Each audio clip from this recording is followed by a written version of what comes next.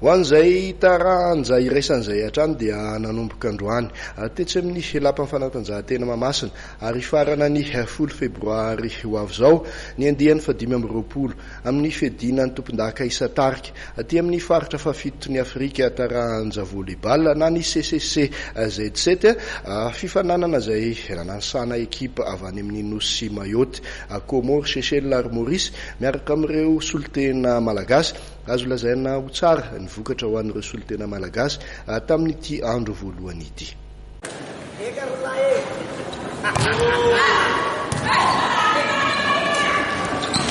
Ekipa 20 avy eto Madagasikara, Seychelles, Mayotte, Maurice ary Comores no miatrika ny andehan'ny 2020.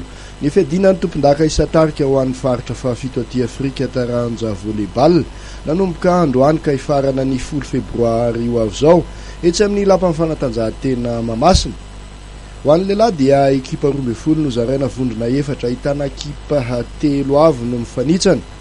Ekipa 10 no zaraina vondrona 2 kosa ny eo amin'ny sikajy vehivavy.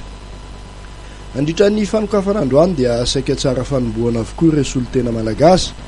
Nisatatra izany ny ekipa ny MVB ho an'ny sokajy vehivavy izay nandavy ny ekipa amin'ny Tsapere avy any Mayotte tamin'ny 7-3.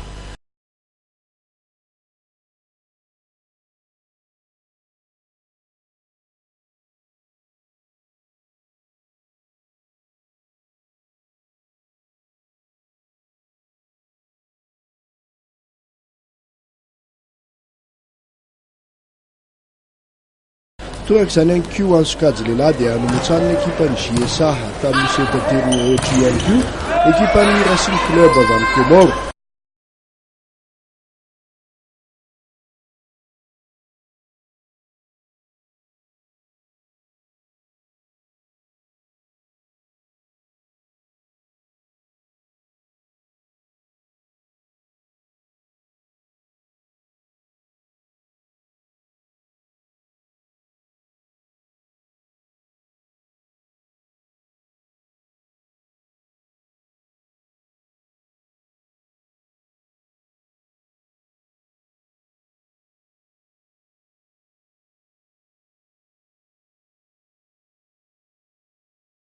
Vao manomboka mihitsy ny fifaninanana ary mbola sarotra ny miteny hoe anahoana ny fiafarany fa ny tena zava-dehibe ngamany dia hita aloha hoe mipetraka tsara ny lafin'ny fikarakarana dia mitombona ihany koa izany ny ataoko hoe ny fanomanana sy ny fiatrehan'ny mpikatroka rehetra ny ity lalao ity izany ka dia misomana tena fa izay vokatra tsara mety azo androany dia hotohizana.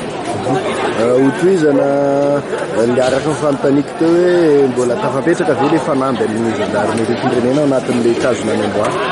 Iny ny fanambapetraka iny dia matsa atao isan'andro zany andehanana any amin'izay ataoko hoe azahoana ny fandraisana any amin'ny farany izay indrindra tsy misy dikany mandresy aty ambolohany nefa ratsy ny vokatra any amin'ny farany.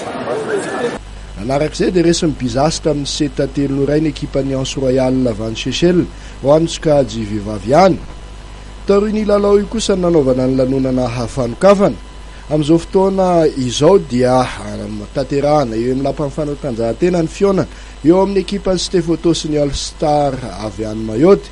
Lalao farany amin'ity andro voalohany ity ny fifandonan'ny GNVB sy ny ekipa ny Retrobus Sharks SC avy any Maurice. Avy hatrany moa dia hitorapitso etsy amin'ny lapan'ny fanatanjahantena Mahamasina ka hiditra amin'ny andro faharoa ity andehan'ny 2020 ny CCC Z7 ity.